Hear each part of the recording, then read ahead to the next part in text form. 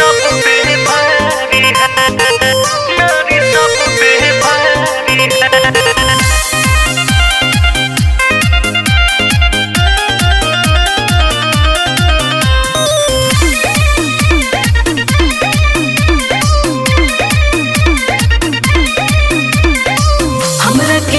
पिया देखेला दूसरा पे आँख खाली से केला तहर आदत बड़ी खराब बा। अरे ना रे पगली, हमरा के नहीं पिया देखेला दूसरा पे आँख खाली से केला अपन बीबी टीवी लागे सोबतिया लागे प्यारी है, प्यारी है। अरे मान गई हो प्यारी, नारी सब पे भारी है।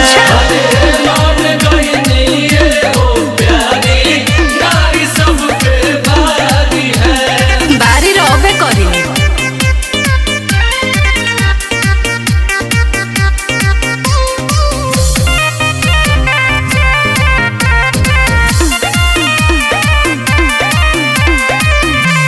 ओवनों के देखो ते सुनो के जाना हो